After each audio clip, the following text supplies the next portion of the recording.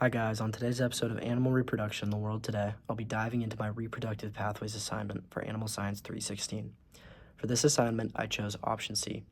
This option entails, first, I will be giving a detailed description of the changes in placental steroidogenesis that occur near parturition. In other words, I will discuss the complete cascade of events induced by fetal stress as discussed within this course. Before getting into this cascade of events, it should be known that the fetus triggers the start of parturition by initiating this cascade of complex endocrine biochemical events. And the fetal hypothalamic pituitary adrenal axis is obligatory for this initiation of parturition. Now, to start, as gestation concludes, the fetal mass hits the limitations of the uterus. This stimulates adrenal corticotropin, or ACTH, to be secreted by the fetal pituitary. Then, the fetal pituitary stimulates the secretion of adrenal corticoids from the fetal adrenal cortex. The elevation of fetal corticoids initiates a cascade of events causing changes in the endocrine condition of the mother or the dam. Thus, these endocrine changes cause two major events to occur. The first event is the removal of the myometrial progesterone block, which enables myometrial contractions to begin. The removal of the progesterone block is due to fetal cortisol promoting synthesis of three enzymes that convert progesterone into estradiol. The synthesis of the three enzymes occurs in a three-step process. Step 1.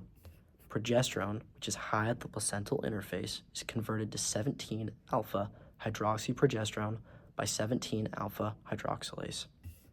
Step 2.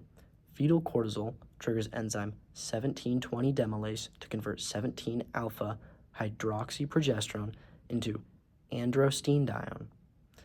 Androstenedione is converted to estrogen by the activation of an aromatase enzyme in step 3.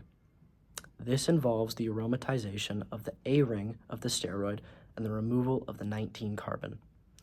The second major event due to the endocrine changes is an increase of reproductive tract secretions by the cervix.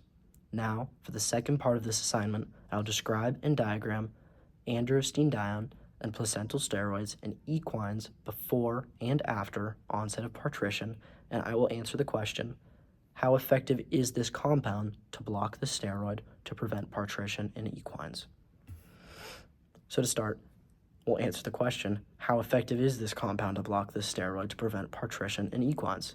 As discussed, androstenedione is one of three key compounds in the process of the removal of the progesterone block and the production of estradiol.